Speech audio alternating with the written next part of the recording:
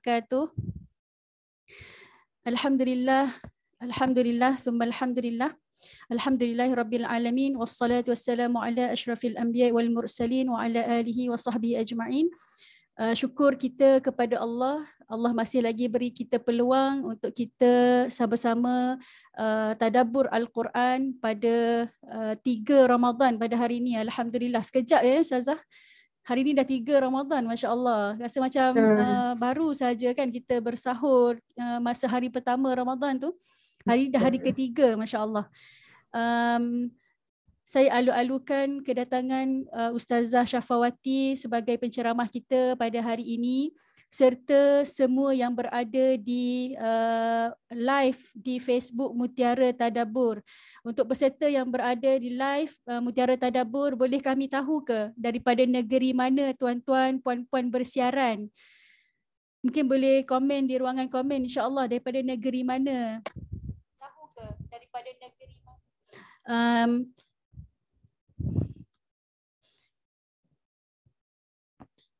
InsyaAllah program kita iaitu My Tadabbur Time ini akan bersiaran selama 9 sesi insyaAllah sepanjang Ramadan kali ini. Ada yang dah komen daripada Kedah, Masya Allah, daripada Kuala Lumpur, daripada Johor, daripada Singapura pun ada juga, Masya Allah. Jiran kita, jiran sebelah negara kita, Masya Allah, Johor, Perak, Shah Alam, daripada Sabah, Masya Allah. Terima kasih semua peserta yang join sesi live kita pada petang ini. Sesi ini adalah sesi pertama untuk My Tadabbur Time. InsyaAllah kita akan bersama dengan Ustazah Syafawati. Dan untuk 8 siri yang berbaki lagi, insyaAllah kita akan bersama dengan asatizah jemputan kita yang lain, insyaAllah. 8 sesi lagi tu ada Ustazah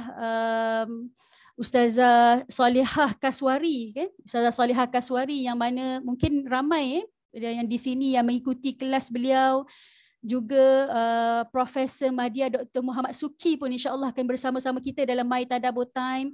Seterusnya Ustaz Syahari Abdul Rahman juga tidak asing lagi dengan kita lah, serta Ustaz Mu'in, Ustaz Syahmi, Cik Ayat Ibrahim juga ada insya-Allah bersama kita nanti dalam slot kedua nanti insya-Allah pada hari Jumaat ni.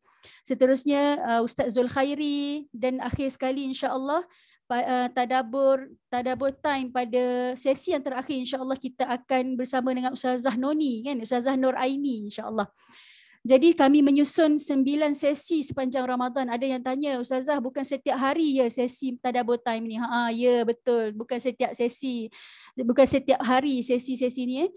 Ada 9 sesi sahaja sepanjang Ramadan ni. InsyaAllah doakan untuk semoga tahun-tahun yang akan datang kami boleh menyusun setiap hari insya-Allah. Dengan kekurangan tenaga kerja kami, jadi alhamdulillah Allah izinkan juga untuk kami menyusun 9 sesi insya-Allah My Tadabbur Time. Sebelum kita mula dan sebelum saya pas kepada Ustazah Syafawati, sudi untuk saya ingatkan kepada peserta untuk kita ada Al-Quran, mungkin boleh rujuk ayat-ayat Al-Quran yang Ustazah akan bacakan, Ustazah akan tadabbur dan kupas bersama kita pada hari ini. Serta jika ada buku nota ataupun sesiapa peserta yang rajin ataupun Masya Allah yang cekap dalam menulis, mungkin boleh tulis nota di ruangan komen, mungkin boleh tulis nota dan insya-Allah menjadi rujukan ataupun boleh orang lain ataupun sahabat-sahabat kita boleh manfaatkan nota tersebut insya-Allah. Dan semua peserta yang mendaftar juga kami telah bagi link untuk masuk ke Telegram, Telegram Mutiara Tadabbur. Jadi jika ada yang menulis nota dan sebagainya mungkin boleh share insya-Allah di sana, di bawah link live sesi My Tadabbur Time yang pertama ini, insya-Allah.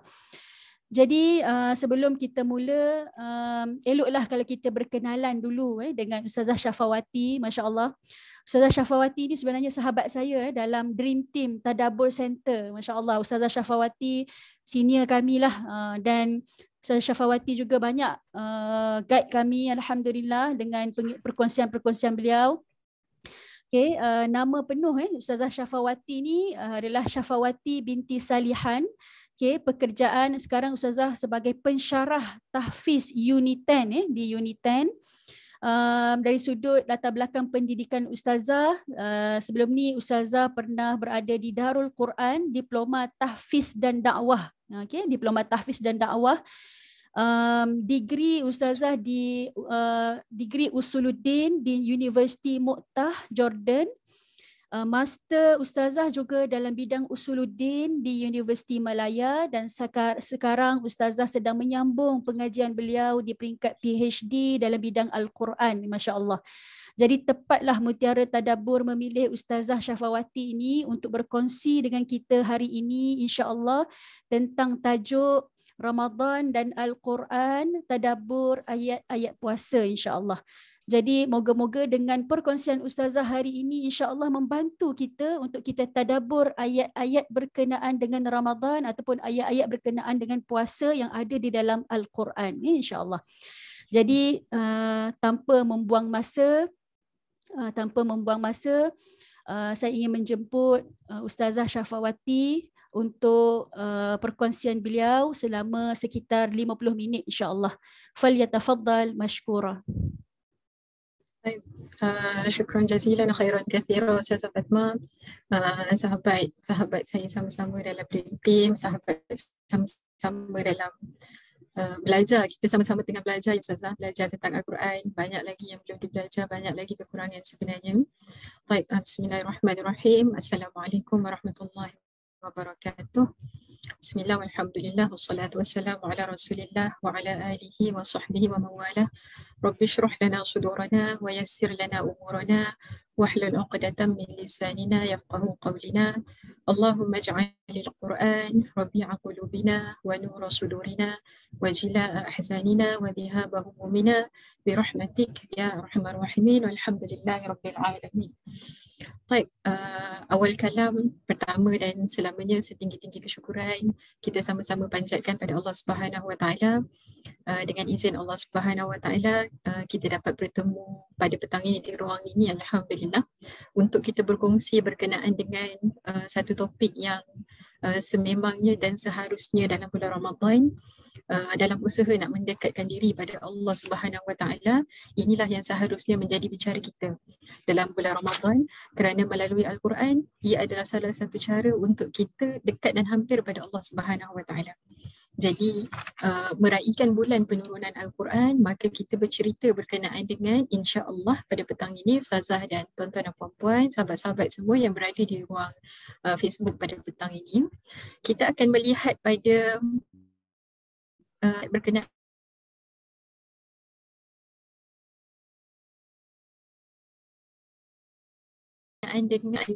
berkenaan dengan Ramadan.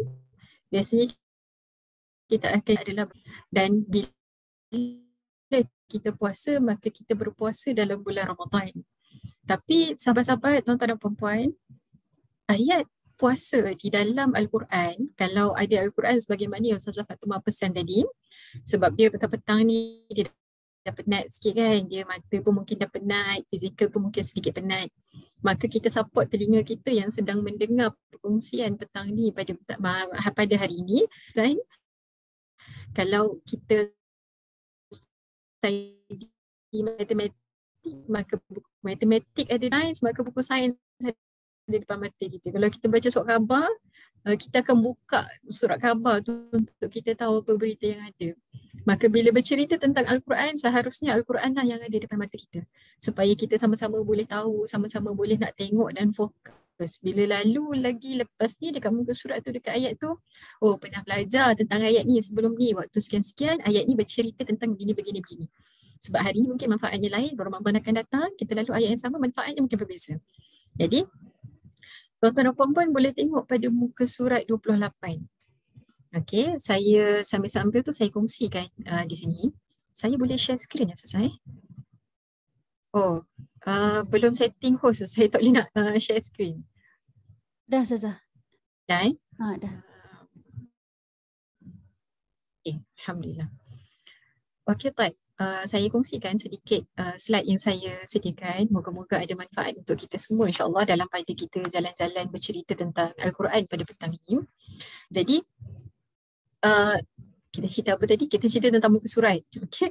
Tuan-tuan dan puan-puan boleh tengok pada muka surat 28 pada Al-Quran. Okey, muka surat 28. Ayat yang kita akan cuba kongsikan tadabbur pada ruang masa yang ada petang ini insya-Allah ialah ayat berkenaan dengan puasa, bermula daripada ayat 183 sehinggalah pada ayat 185 insya-Allah masuk pada ayat berkenaan dengan Ramadan. Jadi setiap kali Ramadan, inilah ayat yang diulang cerita pada kita. Allah cerita, A'udzubillahi minasyaitanirrajim. Ya ayyuhallazina amanu kutiba alaikumussyiyam kama kutiba alal ladzina min qablikum la'allakum tattaqun. Jadi nak jimatkan masa, tuan-tuan dan puan-puan, akak-akak, ibu-ibu boleh tengok pada Al-Quran, boleh tengok pada terjemahan makna yang ada dalam pada ayat tersebut. Kita refresh balik kefahaman berkenaan dengan ayat tu. Tapi dalam masa yang sama kita perasan atau tidak, ayat Ramadan bukan datang sekali dengan ayat puasa. Yang kita jumpa pada muka surat 28 tu ialah kita bertemu dengan ayat puasa terlebih dahulu. Dengan penutup ayat tersebut Allah Subhanahu Wa Taala letakkan la'allakum tattaqun. Di mana matlamat puasa yang kita tahu merupakan salah satu perkara ataupun salah satu asas kepada kita sebagai seorang Muslim yang ada dalam rukun Islam, dan matlamat yang Allah Subhanahu Wa Taala cerita kepada kita sebagaimana yang ada dalam ayat tersebut adalah moga-moga kamu menjadi orang yang bertakwa. Moga-moga, bila disebut moga-moga ni maksudnya macam mana?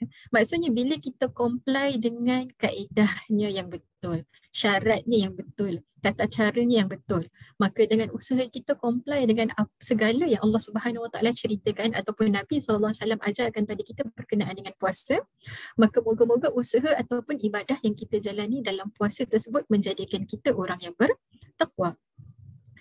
Now, kita tahu sama-sama pilas ataupun rukun. Rukun, apa yang dimaksudkan dengan rukun? Rukun ni maksudnya kaedah, rukun ni maksudnya tata cara. Jadi kalau kita tengok rukun apa, contoh saya biasa bagi kalau tengok rukun solat. Rukun solat ada 13. Rukun solat dibina bermula dengan niat, berdiri betul, takbiratul ihram, kemudian berakhir dengan salam dan tertib. Jadi kalau kita tengok 13 rukun solat itu, dia terbina di atas pergerakan solat daripada mula sehingga ke akhir.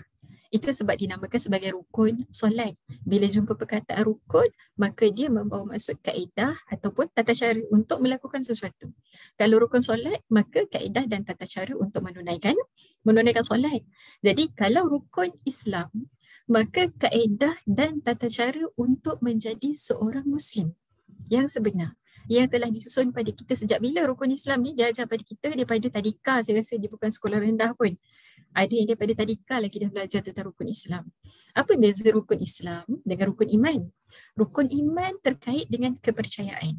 Rukun iman terkait dengan niat. Rukun iman terkait dengan matlamat.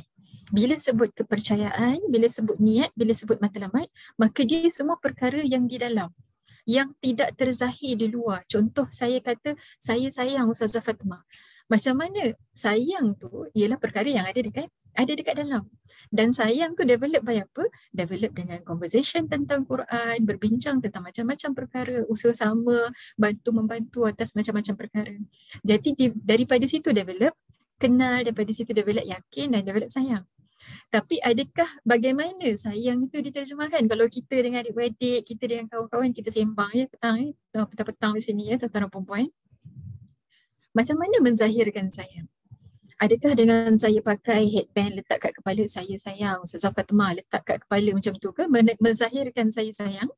Ataupun saya pakai apa yang kain yang macam Miss Universe pakai tu, selempang tu. Saya sayang Ustazah Fatimah, saya pergi mana-mana saya pakai selempang itu. Adakah itu cara menzahirkan sayang? Maka sayang bukan dizahirkan begitu. Sayang bila Ustazah ada bantuan maka saya tolong. Kalau Ustazah perlukan bantuan maka saya bantu. Kalau saya perlukan bantuan dan Ustazah bantu saya. Kalau saya ada masalah saya boleh jumpa Ustazah Fatimah untuk nak bercerita, minta pendapat. Jadi sayang yang di dalam terzahir, apa bukti kepada sayang? Terzahir fungsi rukun iman dan juga rukun Islam. Rukun yang membina keyakinan kenal kita dengan Allah Subhanahu Wa Taala, sebab ada percaya pada Allah, malaikat, bagaimana kenal malaikat, bahawa kita lebih yakin pada Allah. Ada percaya pada kitab, bagaimana belajar kita pada Al-Quran, membawa kita lebih yakin pada Allah. Ada percaya pada Rasul, bagaimana mengetahui struggling, perjuangan Nabi-Nabi membawa agama, membawa Al-Quran ke tengah masyarakat, membawa kita lebih rasa yakin kepada kiamat, accountability, segala kita, membawa kita yakin pada Allah. Dan akhir sekali percaya pada qada dan qadar. Kesemua ini asas yang membina keyakinan hidup di dunia adalah kerana Allah Subhanahu Wa Taala. Maka itu, dan bagaimana keyakinan itu dilatih dan dizahirkan, di sini datang rukun Islam. Syahadah perkara kita zahirkan, solat perkara kita zahirkan, puasa adalah penzahiran, zakat adalah penzahiran, apatah lagi penzahiran. Saya solat dalam hati, tak ada isu-isu ajaran sesat tu dekat sini yang kita nak cerita, tuan-tuan dan puan-puan. Jadi salah satu perkara yang Allah Subhanahu Wa Taala letakkan sebagai garis panduan kita sebagai seorang Muslim adalah pada berkenaan dengan puasa secara khusus. Sama-sama kongsikan petang ini sebenarnya, apakah sebenarnya tuntutan puasa kepada kita, dan apakah sebenarnya tuntutan dan latihan Ramadan kepada kita. Dalam banyak-banyak ibadah yang ada dalam rukun Islam, satu-satunya yang Allah Subhanahu Wa Taala tegaskan yang terkait dengan Ramadan ialah pada ayat 185, tuan-tuan boleh tanda dalam Al-Quran, faman syahida minkum asy-syahr falyasum.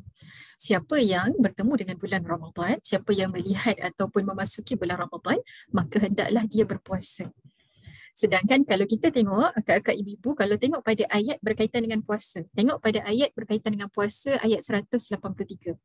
Penutup ayat tersebut, Allah Subhanahu Wa Taala jelaskan matlamat puasa adalah la'allakum tattaqun. Yang ini yang kita nak tengok sama-sama nanti. Bagaimana puasa dikaitkan dengan taqwa, nilai God consciousness, berasakan keberadaan bersama dengan Allah Subhanahu Wa Taala, ataupun kita sebut sebagai ihsan, kita sebut sebagai iman dan sebagainya. Dan kalau akak-akak ibu-ibu, ini ayat berkenaan dengan puasa. Dan kalau tengok pada ayat 185, pada ini dah lari jauh sikit. Maka aku boleh tengok pada Al-Quran, tuan-tuan dan puan-puan, kalau tengok pada ayat 185 berkaitan dengan Ramadan, yang Allah Subhanahu Wa Taala Ramadan, apa penutup ayat tu? Allah Subhanahu Wa Taala cerita la'allakum apa? Sambil-sambil share. Allah Subhanahu Wa Taala cerita la'allakum tashkurun. Matlamat puasa adalah ada rasa syukur, berterima kasih yang sentiasa ada, sentiasa develop, sentiasa terbina dalam diri umat Islam. Sebab yang ada kat situ ialah fi'il mudhari'. Fi'il mudhari' ni kita panggil apa? Present and future tense. Kalau penggunaan fi'il mudhari' dalam Al-Quran, ia menunjukkan perkara yang sentiasa berlaku dan akan terus berlaku. Maksudnya proses berterima kasih pada Allah Subhanahu Wa Taala tu perkara yang sedang berlaku dan akan terus berlaku. And ia adalah satu, orang kata, perkara yang memberikan satu kenikmatan yang besar pada umat Islam. Jadi cuba kita tengok apa yang puasa ajar pada kita dan apa Ramadan ajar pada kita.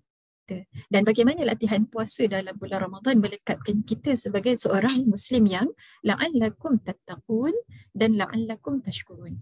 Kita tengok satu-satu akak-akak ibu-ibu, tuan-tuan dan puan-puan, melihat pada ayat puasa terlebih dahulu.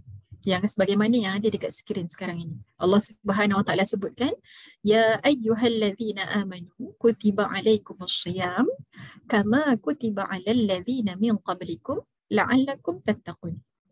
Kita tak nak cerita dalam puasa ni ada apa, kita dah sama-sama faham berkenaan dengan puasa, berkenaan dengan perkara tersebut. Tapi satu bahagian akhir yang Allah Subhanahu Wa Taala highlightkan, sebab kita sedang nak melihat matlamat yang ada pada puasa dan matlamat yang ada pada Ramadan. Adakah kita capai sepenuhnya bagi 10/10 puasa, 10/10 Ramadan ke, ataupun ni kita dapat 10/10 dekat puasa je, kita rupa-rupanya tidak mengejar matlamat Ramadan.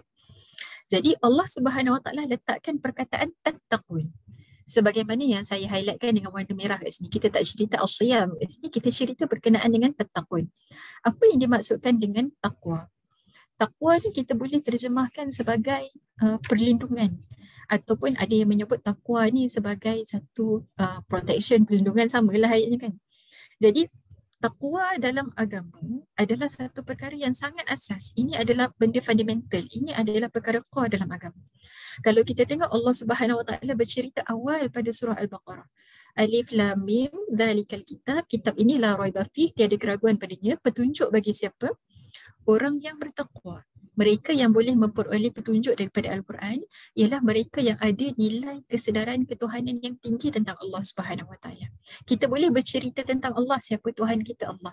Tapi adakah kita merasakan sepanjang masa yang kita ini diawasi, yang kita ini diperhatikan, yang kalam kita itu akan dicatat oleh tentera Allah, yang kita cerita tentang rukun iman tadi, percaya pada malaikat. Jadi Allah kaitkan mereka yang meyakini Al-Quran adalah mereka yang bertakwa. Allah bercerita ahli syurga tu adalah di kalangan orang yang bertakwa. Allah bercerita orang yang dapat Al-Quran adalah di kalangan orang yang bertakwa. Allah bercerita tentang bagaimana dakwah yang dilakukan oleh Nabi-Nabi yang ada dalam Al-Quran kepada kaum lain.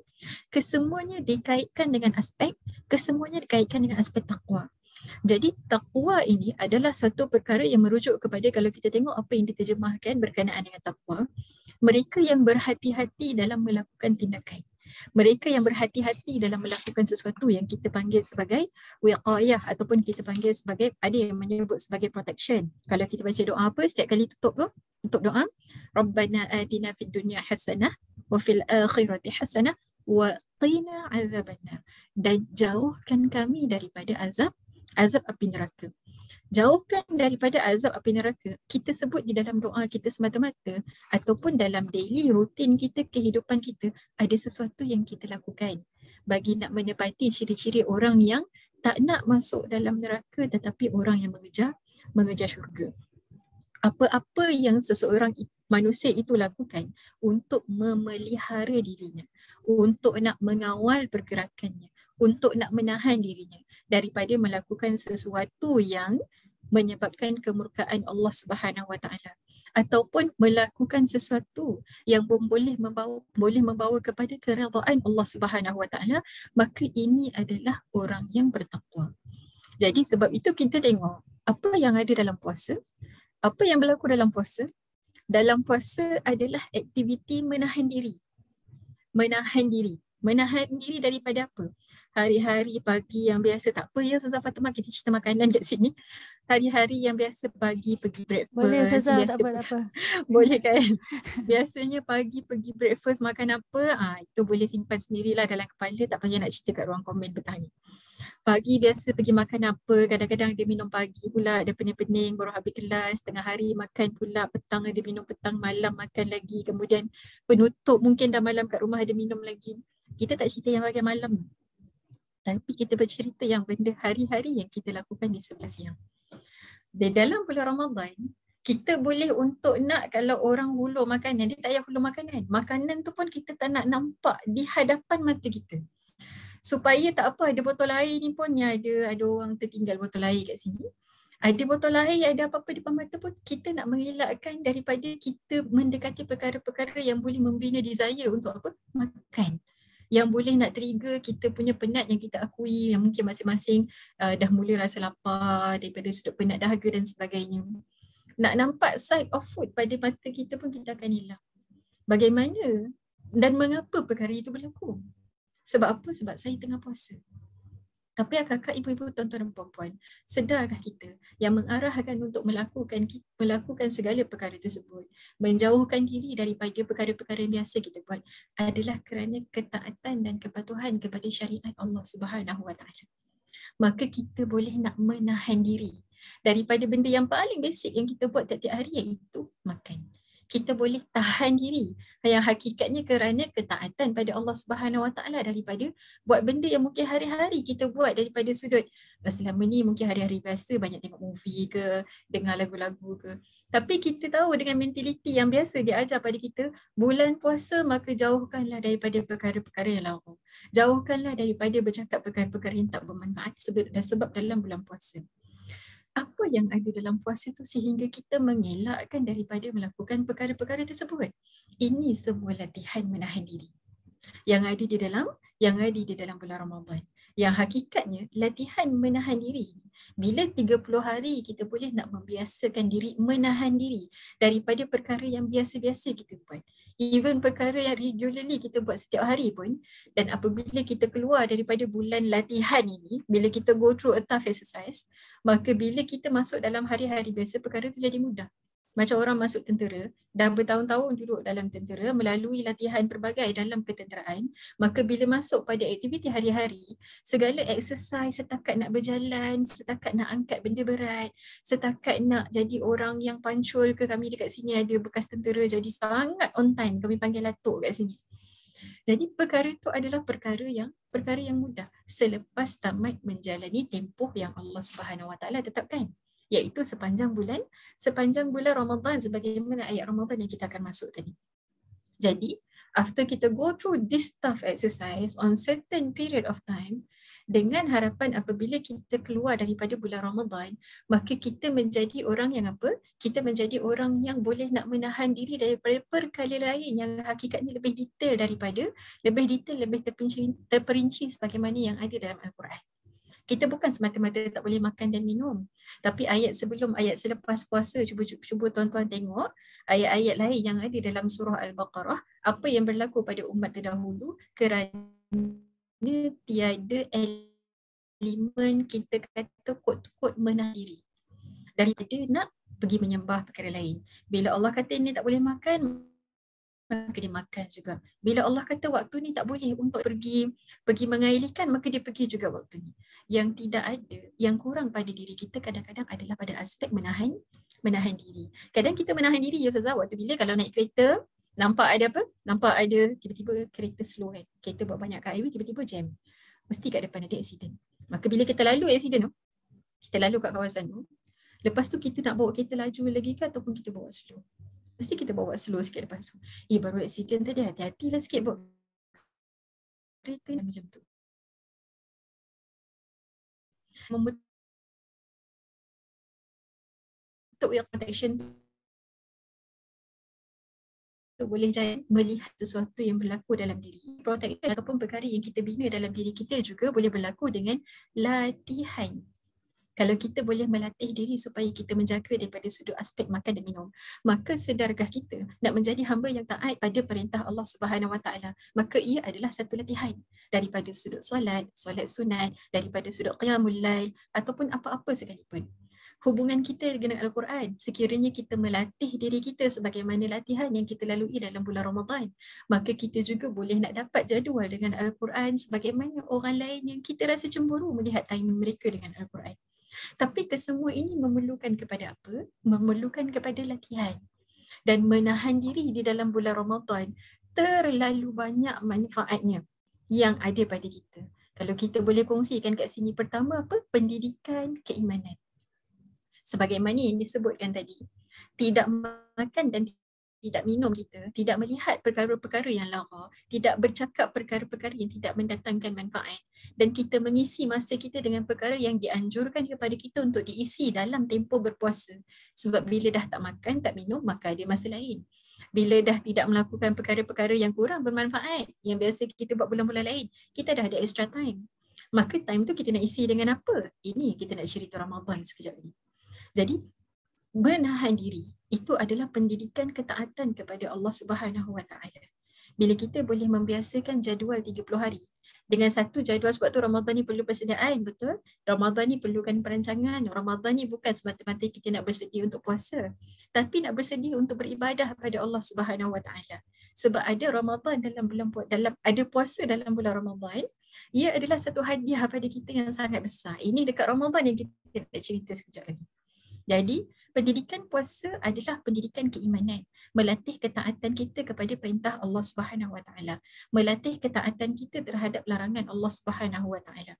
Walaupun makan dan minum bukan benda tak boleh buat saja. Bila latihan, maka it will become tougher. Dia akan jadi lebih berat.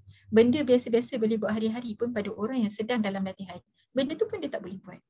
Maka begitu yang kita boleh nak tanam pada diri kita. Bukan aspek tak makan, tak minum, kita melihat semata-mata sebab bulan puasa.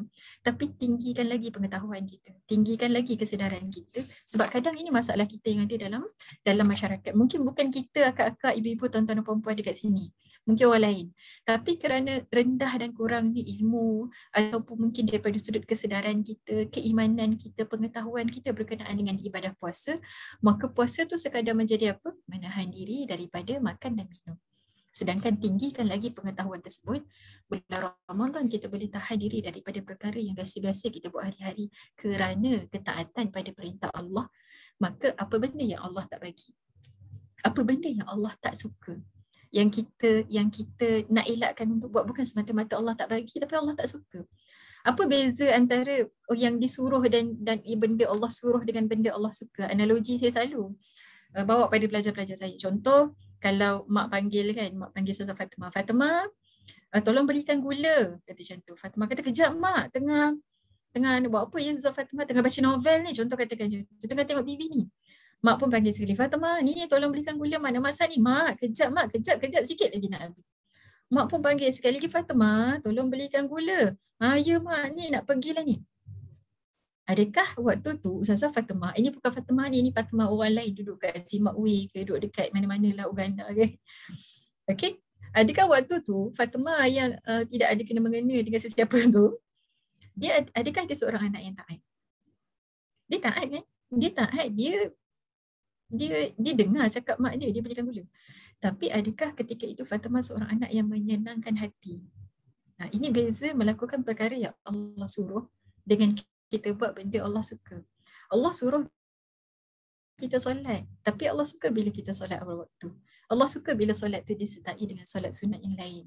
Allah suruh kita puasa, tapi Allah suka bila puasa itu turut disertai dengan perkara-perkara yang Allah suka. Puasa tu ada sekali dengan sunat yang kita buat, amalan-amalannya. Jadi begitu pendidikan keimanan yang kita boleh nak tanamkan pada diri kita.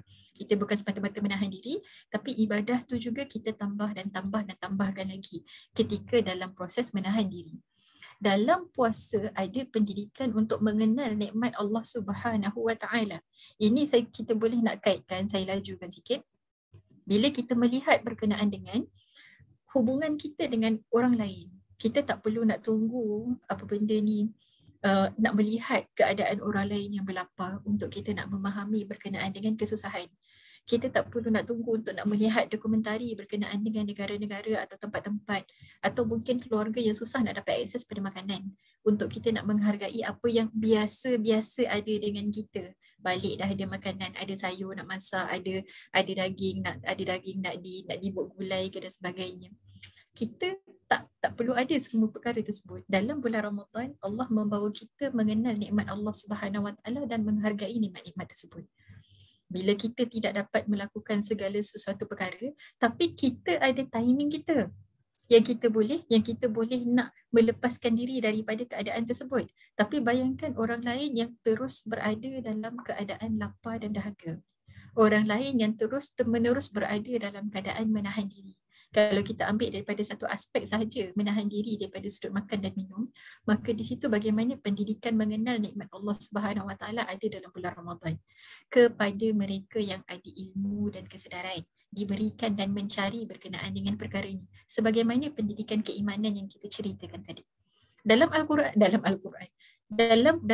puasa ada apa? Dalam puasa ada pendidikan kebersamaan dan kesatuan. Di mana kebersamaan dan kesatuan dalam puasa bukan kita seorang berlapar. Meja sebelah makan ke, meja depan makan ke, meja kiri kanan makan ke. Kalau saya duduk dekat Pusat Islam Unitan ni, maka keseluruhannya Muslim. Maka di situlah kita nampak kebersamaannya ada. Orang lain kuat, okey, tough, relax aja sampai petang. Kenapa tak larat ni? Tanya dia apa persediaan dia untuk puasa, maka kita cuba untuk buat perkara yang sama. Dalam puasa ada pendidikan kesihatan. Ini perkara yang sangat tak perlu dinafikan. Bukan semata-mata menjauhkan diri daripada sebarang penyakit. Manfaat puasa yang ada dalam beratus-ratus kajian ilmiah. Yang kalau cari memang tak cukup masa nak bercerita tentang kajian tersebut. Tapi bukan semata-mata puasa menjadikan kita ataupun menghilangkan punca-punca penyakit yang boleh ada dalam diri kita. Tapi puasa juga boleh nak membantu kita mengekalkan kesihatan sedia ada. Kalau orang bercerita berkenaan dengan masalah diabetes, bercerita dengan masalah kencing manis ke, bercerita tentang masalah kardiovaskular ke, ataupun pada ibu hamil, masalah pernafasan, masalah usus. Banyak kajian yang memberitahu, membentangkan kepada kita antara aktiviti yang boleh nak membantu mengurangkan tekanan risiko ataupun menghilangkan penyakit tersebut adalah pada puasa. Jadi manfaat kesihatan yang diberikan oleh aktiviti berpuasa ini, kalau saya tak ada penyakit ni, saya tak perlu baca, tak mengetahui tentang perkara itu menjadikan kita grateful on aktiviti berpuasa sekurang-kurangnya dengan ada ilmu pengetahuan tentang perkara tersebut. So jadikan kita orang yang banyak membaca berkenaan dengan apa mana-mana aspek ibadah yang ada dalam Islam. Pendidikan budi pekerti dan nilai sosial, ini daripada sudut hubungan kita bantu-membantu di dalam bulan Ramadan. Dan akhir sekali berkenaan dengan pendidikan apa? Pendidikan sabar. Di mana pendidikan sabar yang ada dalam puasa? Sabar waktu tengok apa? Ini saya tak perlu nak cerita. Sedar tidak sedar sebenarnya puasa sangat mendidik kita supaya mengelakkan daripada melakukan perkara yang dilarang oleh Allah Subhanahu Wa Taala dan terus-menerus berada dalam ketaatan pada Allah Subhanahu Wa Taala. Dalam keadaan pagi makan sebelum pukul 6, kemudian terus-menerus melakukan aktiviti fizikal, kemudian malam pukul 7 dekat 7.30 baru kita makan. Kenapa malam masih lagi boleh berdiri tegak solat lebih daripada 4 rakaat isyak dan 2 solat sunat ba'diyah isyak yang biasa-biasa kita buat? Kenapa dalam keadaan begitu tubuh badan kita training sebelah pagi, tapi petang kita masih lebih lagi boleh berdiri tegak untuk nak beribadat malam kan?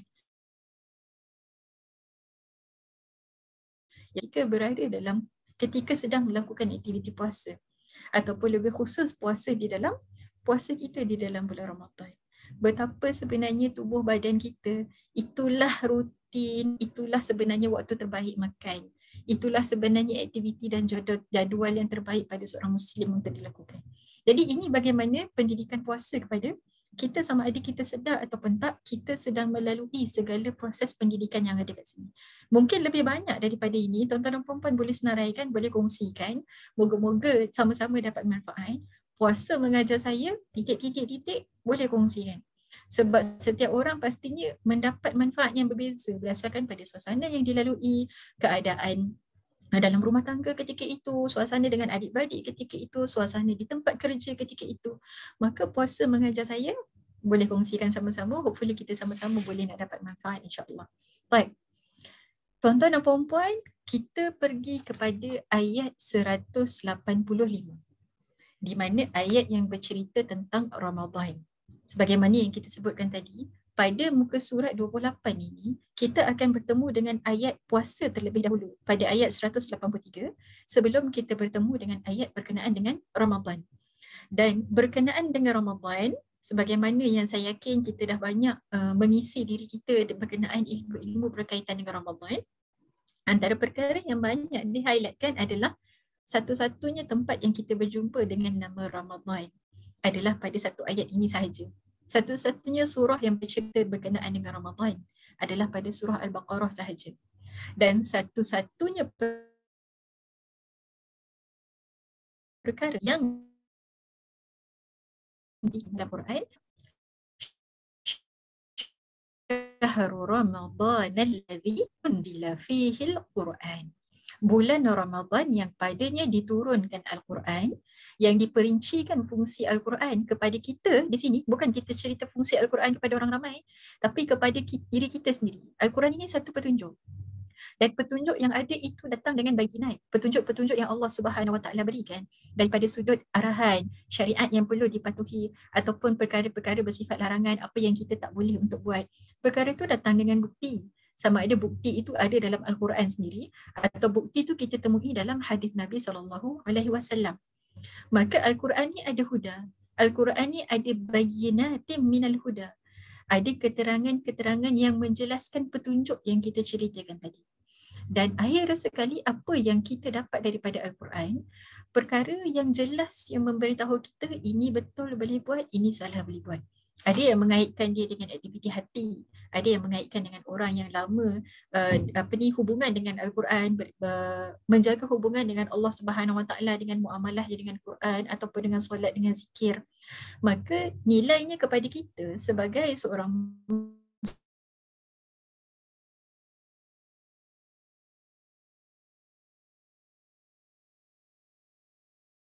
Allah Taala ni ada.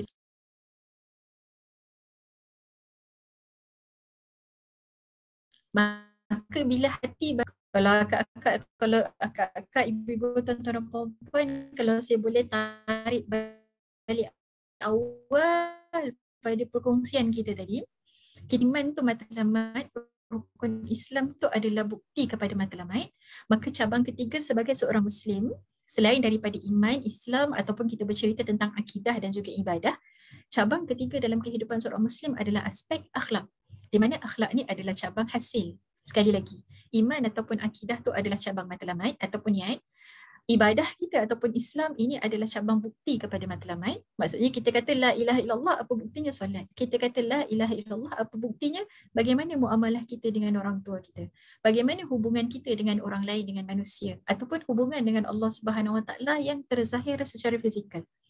Maka mereka yang benar niatnya, mereka yang benar cara beribadah, bukti kepada niat tadi, hasilnya adalah titik putih pada hati, ibadah yang diterima oleh Allah Subhanahu Wa Taala yang terzahir pada akhlak. Maka hati yang putih, hati yang bersih nilai keimanan ini yang akan membantu kita membezakan secara orang kata secara praktikal. Ini betul tak boleh buat, kenapa sekian-sekian. Ini benar perintah Allah, ia adalah perkara yang betul untuk terbuat kerana ini manfaat yang ada pada kita selain daripada nilai ketaatan pada Allah Subhanahu Wa Taala. Jadi Allah Subhanahu Wa Taala memberikan kita Ramadan dalam Al-Quran dengan menyebut Ramadan ni adalah bulan diturunkan Al-Quran. Perkara ni akak-akak, ibu-ibu memerlukan kita untuk mengetahui tentang apa, memerlukan kita untuk belajar tentang Al-Quran, melihat tentang sejarah penurunan Al-Quran, untuk kita ponder on isi kandungan Al-Quran, dan paling besar untuk kita ponder on fungsi Al-Quran itu kepada kita sekarang. Apa fungsi Al-Quran kepada saya sekarang ni yang sedang mendengar? Al-Quran ni bantu saya untuk apa sebenarnya? Saya ni orang yang semata-mata membaca Al-Quran ataupun lebih besar daripada itu. Apa yang kita sama-sama tahu tentang the struggle of nabi-nabi yang terdahulu, sahabat-sahabat yang terdahulu. Kalau baca Al-Quran, maka mereka ni akan apa? Maka mereka ni akan dicederakan. Kalau membaca surah Ar-Rahman, maka mereka ni dipukul dan dibelasah dengan teruk. Kalau kita membaca Qul Huwallahu Ahad ini, maka kita akan just boleh nak kata, oh dia tengah baca surah Al-Ikhlas. Tapi siapa sahabat Nabi dulu yang sebut Ahad je sekalipun, sebut Ahad aja. Tapi bagaimana para sahabat Rasulullah SAW, mereka menyampaikan, mereka menyebarkan, mereka memastikan Al-Quran ni 23 tahun ada dengan Nabi sampai boleh bina tamadun yang sangat besar, sampai mengalahkan tamadun-tamadun yang sangat hebat. Kita Quran dah ada lebih 23 tahun dengan kita, apa fungsi Al-Quran pada kita? Sedangkan Al-Quran yang sama yang ada pada mereka. Maka mereka ini berdarah untuk Al-Quran. Mereka itu diracun kerana menyebarkan Al-Quran. Mereka itu dimalukan kerana menyebarkan Al-Quran. Jadi apa yang kita boleh ambil pengajaran daripada bercerita berkenaan dengan struggle of orang-orang terdahulu dengan Al-Quran, bercerita tentang sejarah Al-Quran? Maka apa pendidikan Ramadan kepada kita? Seharusnya kita melihat semula bersama-sama berkenaan dengan matlamat dan fungsi Al-Quran kepada kehidupan kita. Seharusnya yang kita lihat juga adalah berkaitan bagaimana pengorbanan Nabi dan sahabat-sahabat kepada kita. La'allakum tashkurun. Memahami matlamat dan fungsi Al-Quran, maka kita tahu Al-Quran ni bagi tahu kita apa jalan yang kita nak kena buat, apa benda kita tak boleh nak kena buat. Ini adalah jalan syurga, ini jalan menuju ke wal'iyadzubillah, jalan menuju ke neraka. Yang beriman kepada hari kiamat, kita bercerita pada rukun iman tadi. Maka mengetahui tentang ini fungsi Al-Quran pada kita, maka adakah kita memfungsikan Al-Quran dalam kehidupan kita sebagaimana yang Allah Subhanahu Wa Taala bagi tahu? mengetahui berkenaan dengan pengorbanan Nabi dan sahabat dalam pada nak membawa Al-Quran, menjadikan kita orang yang sangat grateful. Kita baca Al-Quran tengah-tengah orang sekarang ni tak ada kena baling batu, tak ada pun diletak racun dalam air kita, tak ada pun kita ditampar ataupun dibelasah dengan teruk sebagaimana yang berlaku pada umat terdahulu. Bagaimana la'allakum tashkurun ada diletakkan sebagai matlamat yang dalam ayat berkenaan dengan Ramadan. Hujung ayat Ramadan, ayat 185. Saya harap tuan-tuan dan puan-puan jumpa berkenaan dengan ayat tu. Jadi Ramadan juga adalah bulan untuk kita muhasabah hubungan kita dengan Al-Quran. Paling besar untuk kita nak tengok. Kerana mengetahui matlamat Al-Quran, mengetahui fungsi Al-Quran. Al-Quran ni buku manual. Kan tuan-tuan dan puan-puan, kalau masuk kerja dekat syarikat, kalau anak-anak masuk universiti, anak-anak masuk sekolah, buatlah apa-apa pun dekat mana-mana tempat, mesti kita akan dapat buku manual.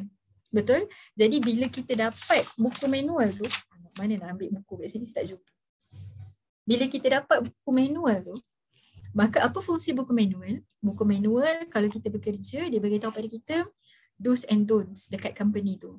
Dan kalau nak naik pangkat macam mana? Apa benda yang nak kena buat dekat company? Datang hari Isnin nak kena pakai baju apa? Selasa baju apa? Rabu nak pakai baju apa? Khamis baju batik ke Jumaat kena pakai baju Melayu. Ini peraturan do's and don'ts dalam a company. Maka that's how Al-Quran berfungsi kepada kita sebagai buku panduan.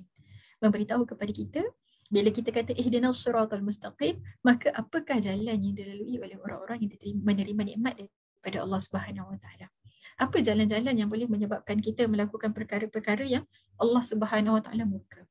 Dan kita melihat segala pendidikan puasa yang kita lihat tadi berlaku di dalam satu bulan yang Allah Subhanahu Wa Taala turunkan Al-Quran kepada kita, iaitu di dalam bulan Ramadan. Bagaimana di sinilah pendidikan sabar, taat pada buku manual Allah Subhanahu Wa Taala. Di sinilah pendidikan hubungan sosial, berkongsi Al-Quran dengan orang lain. Di sinilah ada pendidikan apa kita cerita tadi, pendidikan keimanan, keyakinan kepada buku panduan Allah Subhanahu Wa Taala, pendidikan budi pekerti, melakukan kebaikan yang lebih-lebih lagi daripada bulan lain. Sebab kita ada banyak masa, kita sedang dalam proses menahan diri. Maka itulah yang ada dalam pendidikan puasa, dan itulah yang ada dalam pendidikan Ramadan. Ada satu analogi tak silap saya, Ustaz Fahrul pernah kongsi. Apa bukti kita percaya? Bila kalau kita naik kereta, cerita kereta lagi kan tak apalah, jangan cerita makanan kat sini petang-petang kan. Bila kita naik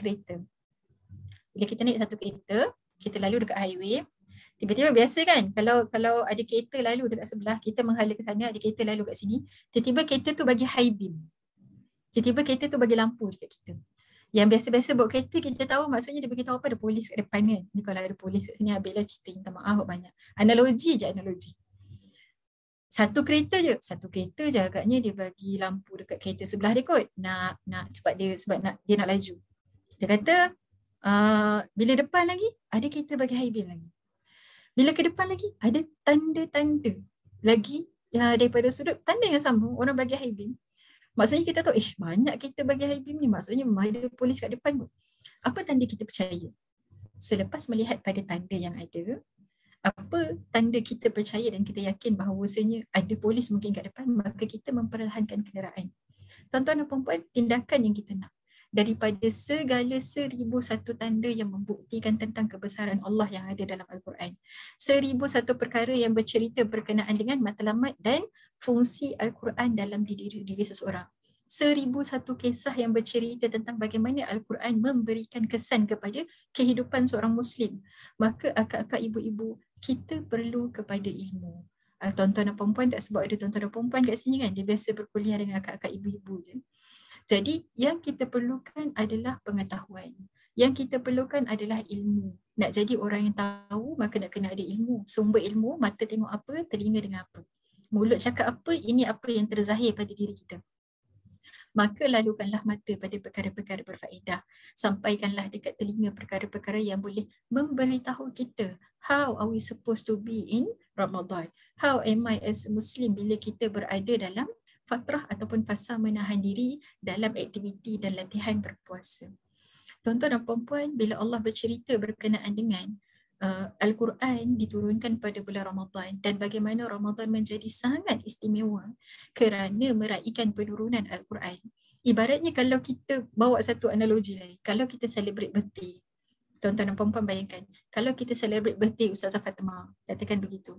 Siapakah center atau apa ni orang kata center of the ceremony pada waktu tu? Memang everything is about orang yang kita raikan. Bagi hadiah kat dia, kita nak pergi bercakap dekat dia, kita nak tengok dia buat apa, meraikan dia. This person is center of majlis pada waktu tersebut. Fokus kita adalah pada dia semata-mata. Jadi begitulah kita di dalam bulan Ramadan. Allah menjadikan Ramadan dengan jelas memberitahu kepada kita, Syahrul Ramadan alladhi unzila fihi al-Quran.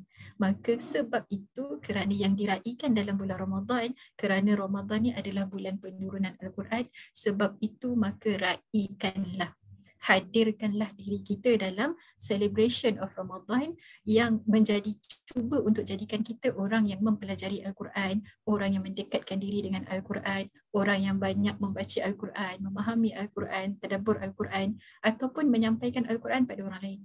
Sebab this is the center of our celebration for this whole month. Yang Allah Subhanahu Wa Taala cerita, kerana meraihkan sebulan inilah pahala yang berlipat kali ganda.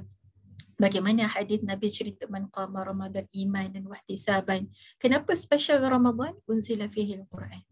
Dalam hadis Muslim yang disebut berkenaan dengan bulan Ramadan dibuka pintu syurga, ditutup pintu neraka dan syaitan semua diikat. Kenapa Ramadan begitu istimewa sehingga ada hadis bercerita begitu? Allazi unzila fihi al-Quran. Maka bagaimana celebration meraihkan penurunan Al-Quran yang Allah Subhanahu Wa Taala letakkan pada kita? Allah bagi 1 bulan. Yang kalau ibadah pahalanya lebih. Yang bisik-bisik selalu jahat-jahat kiri kanan tak ada. Yang ada kita hawa nafsu sendiri aja.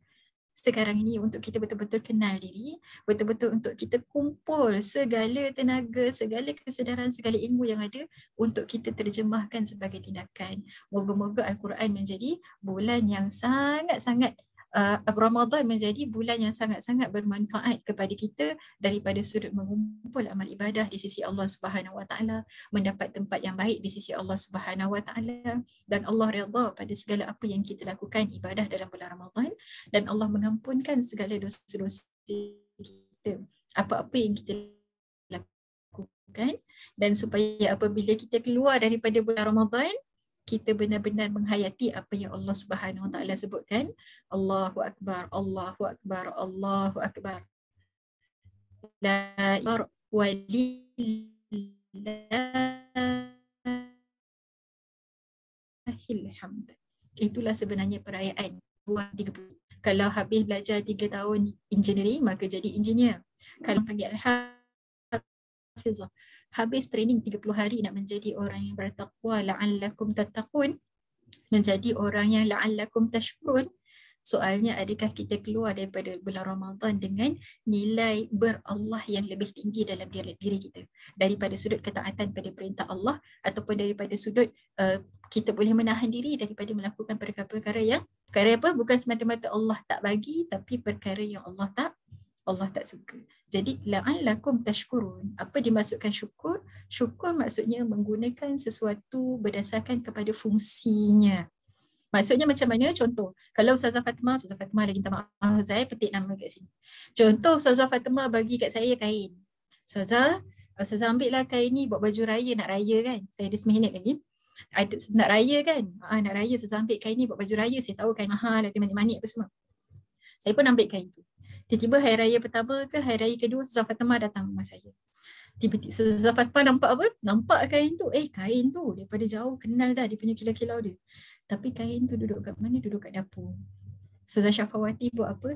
Kain tu buat alas kaki. Kain tu buat lap air tumpah. Kain tu buat lap dapur baru sudah masak. Apa perasaan Ustazah Fatimah? Tak nak cerita, Ustazah Fatimah nangis nanti kat sini. Allah Subhanahu Wa Taala memberikan kita Al-Quran dengan fungsinya yang tertentu untuk kita manfaatkan dalam kehidupan. Nilai orang yang bersyukur adalah orang yang menggunakan pemberian Allah sebagaimana yang Allah berkhabarkan kepada kita daripada sudut fungsinya. Soalnya balik-balik pada diri kita, bagaimana hubungan kita dengan Al-Quran. Bagaimana kita keluar daripada madrasah puasa. Bagaimana kita keluar daripada madrasah Ramadan. Adakah kita orang yang lebih daripada sudut tatakun, mencapai tatakun yang Allah Subhanahu Wa Taala bercerita pada tarbiyah puasa, dan mencapai kepada la'allakum tashkurun, matlamat yang Allah Subhanahu Wa Taala letakkan berkaitan dengan Ramadan. Jadi saya rasa cukup setakat tu. Apa persiapan kita untuk puasa, apa persiapan kita untuk Ramadan. Saya sangat suka untuk tekankan mana-mana Ramadan sekalipun yang kita masuk, mana-mana puasa sekalipun yang kita masuk, masuklah dengan ilmu yang betul. Masuklah dalam bulan Ramadan dengan kesedaran yang betul. Saya selalu nak kena ingatkan pada diri saya, puasa dengan Ramadan ada matlamat yang berbeza. Puasa ni latihannya adalah menahan diri. Dalam bulan puasa boleh buat, dalam bulan Ramadan boleh buat, waktu-waktu lain kenapa tak boleh buat? Dalam bulan Ramadan, dalam bulan puasa boleh elak lakukan perkara sekian-sekian, kenapa dalam bulan lain tak boleh buat? Jadi perkara utama selain daripada persiapan lain, yang saya yakin tuan-tuan dan puan-puan berada pada keadaan itu persiapannya untuk masuk dalam bulan Ramadan, paling utama ilmu tentang puasa dan ilmu tentang Ramadan. Moga-moga kita menjadi orang yang lebih menghargai segala ibadah yang Allah Subhanahu Wa Taala susunkan pada kita. Sama ada solat, puasa, zakat, haji. Semua pun aktiviti menahan diri kalau perasan. Solat boleh nak makan minum, dalam solat tak ada. Pergerakan boleh nak sesuka hati, angkat takbir, nak silang ke mana. Tak boleh. Puasa menahan diri, zakat menahan daripada duit tu guna sebarangan. Ada bahagian yang perlu diberikan untuk jalan Allah Subhanahu Wa Taala. Begitu juga dengan haji, tak boleh nak pakai biasa-biasa, ada persiapannya. Segala ibadah Allah Subhanahu Wa Taala ada latihannya, tapi kesemuanya adalah dengan matlamat supaya menjadi hamba yang lebih baik nilainya di sisi Allah Subhanahu Wa Taala. Ustazah Fatimah, tuan-tuan dan puan-puan, saya rasa cukup setakat itu perkongsian saya untuk petang ini. Moga-moga ada manfaat untuk diri saya sendiri untuk dalam bulan Ramadan. Mohon maaf kalau ada sebarang kekurangan. Aqulu qawli hadza, astaghfirullahal azim li wa lakum. Assalamualaikum warahmatullahi wabarakatuh. Waalaikumsalam warahmatullahi wabarakatuh. Masya Allah, perkongsian yang sangat menarik daripada Ustazah Syafawati tadi. Saya rasa macam nak nangis dah. Ustazah Syafawati kata tadi tentang analogi kain tadi kan. Masya Allah. Apabila seseorang insan ataupun sesiapalah, ibu kita ke, ayah kita ke, ataupun suami kita atau isteri kita memberikan satu pemberian kepada kita, pastinya kita akan simpan elok-elok kan. Tetapi Al-Quran, bagaimana Allah dah berikan Al-Quran kepada kita, adakah kita memanfaatkan sebaiknya? Masya Allah. Sangat cantiklah analogi yang Ustazah bagi tahu tadi, Masya Allah. Dan apa yang Ustazah sebutkan tadi juga tentang Ramadan ni, Ramadan terlalu istimewa kerana Al-Quran kan. Kalau tak ada Al-Quran tu mungkin dah lain kan. Tapi disebabkan Al-Quran itulah Ramadan ni jadi istimewa kan. Jadi center of focus dalam bulan Ramadan ni adalah Al-Quran. Jadi kita manfaatkan sebaiknya masa kita untuk Al-Quran. Macam hari ni tuan-tuan puan-puan menyertai program My Tadabbur Time ni juga adalah antara bukti ataupun manifestasi cinta kita kepada Al-Quran, sebab kita nak memahami kalam dia melalui tadabbur dan sebagainya. Masya Allah. Jazakillah khairan Ustazah Syafawati untuk perkongsian tadi. Saya sedang tengok juga dekat live, jika ada soalan daripada tuan-tuan puan-puan untuk Ustazah Syafawati, insya-Allah kita ada lagi lah sekitar 10 minit untuk kita alu-alukan jika ada soalan daripada para peserta. Silakan para peserta, jika ada soalan jangan segan untuk tulis di ruangan komen insya-Allah. Tadi bersama kita hampir 300 orang juga Ustazah, Alhamdulillah, yang mengikuti secara live. Dan insya-Allah video ini kami akan upload di YouTube Mutiara Tadabbur. Insya-Allah bagi sesiapa yang tak sempat untuk ikuti sesi pada petang ini, insya-Allah boleh ikuti pada masa akan datang, insya-Allah melalui rakaman. Dan tadi pun ada yang WhatsApp saya Ustazah, ramai yang berada di pejabat lagi waktu ni kan, masa ni masa kerja kan, jadi tak dapat nak ikuti. Tapi tak apa, insya-Allah kita akan ada rakaman dan Zoom ni pun kita record dan insya-Allah kami akan upload nanti insya-Allah. Dan saya tengok di ruangan komen di Facebook setakat ni tiada soalan lah yang diberikan kepada Ustazah. Dan saya nak ucapkan terima kasih lah insyaAllah kepada Ustazah atas perkongsian tadi, dan nak ucapkan terima kasih juga kepada 300 peserta yang join secara live. Bukan mudah untuk join ni kan, untuk dengar perkongsian ni, sebab kita macam-macam, kalau berada di rumah pun macam-macam nak uruskan kan, anak-anak dan sebagainya kan, Masya Allah. Dan insyaAllah kita akan bertemu lagi dalam next episode My Tadabbur Time, insyaAllah pada hari Jumaat ini bersama dengan Cik Ayat Ibrahim. InsyaAllah Cik Ayat Ibrahim insyaAllah akan berkongsikan kepada kita refleksi surah Al-Fatihah. Okay? Sebab kita pun baru sahaja kan mula Al-Quran tu kita baca dengan surah Al-Fatihah. Jadi kita nak tengok pada hari Jumaat ini bagaimana surah Al-Fatihah itu boleh mengesani jiwa kita, kan? Boleh memandu kita dalam memahami 113 surah yang lain, insya-Allah. Ustazah ada juga yang bertanya, tapi saya tak pastilah jika Ustazah boleh jawab. Ustazah silakan untuk jawab, tapi jika Ustazah rasa mungkin boleh beri pencerahan di lain masa, insya-Allah kita boleh beri pencerahan di lain masa. Insya-Allah ada soalan, kita raikan jugalah insya-Allah penonton kita. Maaf lari tajuk sikit, wanita haid tidak boleh baca Al-Quran, bagaimana dengan baca hizib yang menjadi amalan mingguan? Mungkin Ustazah boleh jawab ke? Ada persoalan, ada jawapan daripada Ustazah, insya-Allah. Okey, baik. Bismillahirrahmanirrahim.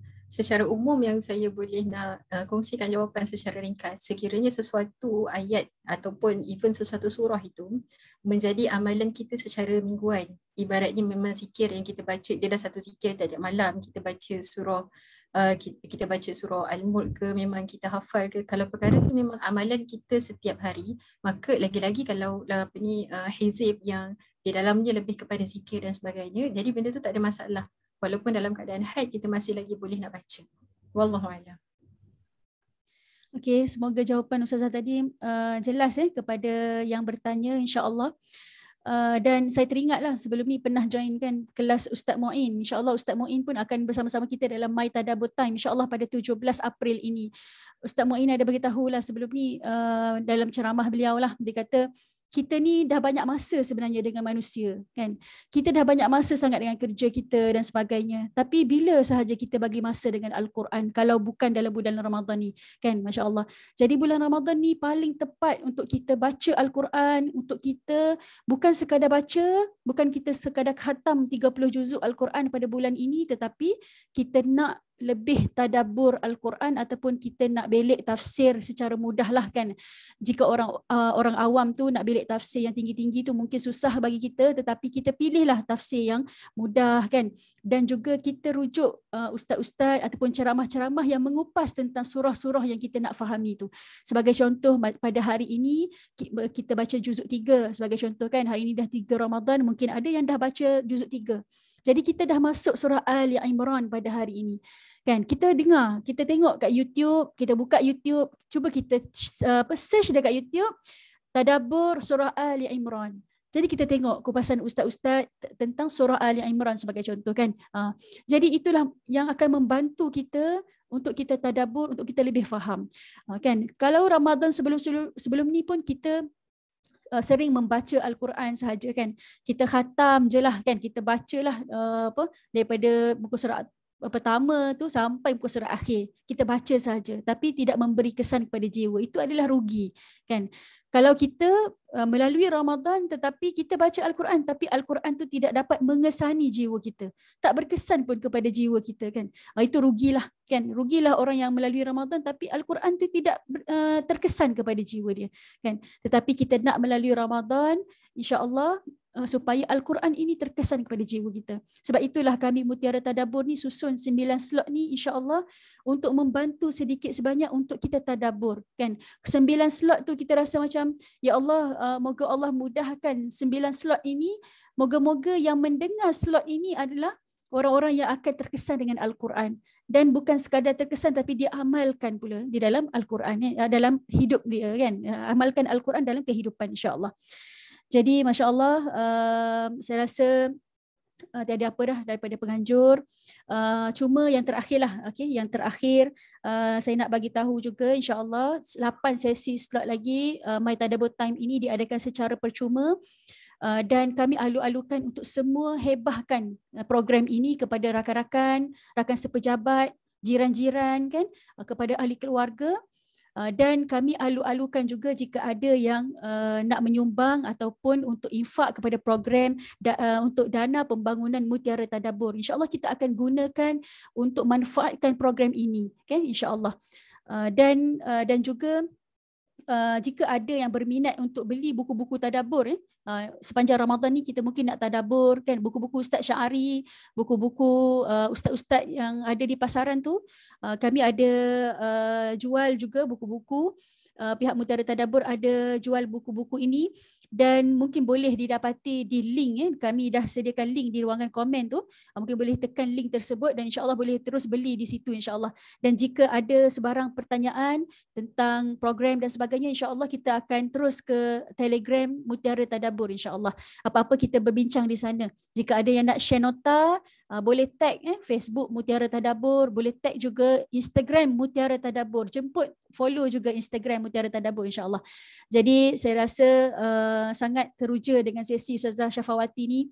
Masya Allah, mengetuk minda kita sebab kita baru 3 Ramadan dan mungkin kita masuk Ramadan hari tu kita tak bersedia dengan ilmu secukupnya. Jadi awal-awal Ramadan ni kita dahagakan ilmu. Jadi Masya Allah sesi Ustazah tadi mengetuk minda saya sendiri jugalah untuk kita sentiasa buat persiapan untuk menghargai Al-Quran tu sebaiknya insya Allah. Jadi kami pihak menganjur mengucapkan terima kasih kepada Ustazah Syafawati atas perkongsian tadi. InsyaAllah kita akan jumpa lagi Ustazah Syafawati dalam program-program akan datang. InsyaAllah lepas ni kami doakan Ustazah Syafawati dimudahkan untuk penulisan PhD beliau. InsyaAllah moga Allah mudahkan insyaAllah. Amin. Okay, itu sahaja daripada saya. Wabillahi taufiq wal hidayah. Assalamualaikum warahmatullahi wabarakatuh. Terima kasih Ustazah. Terima kasih Ustazah sekali lagi, sama-sama. Sama.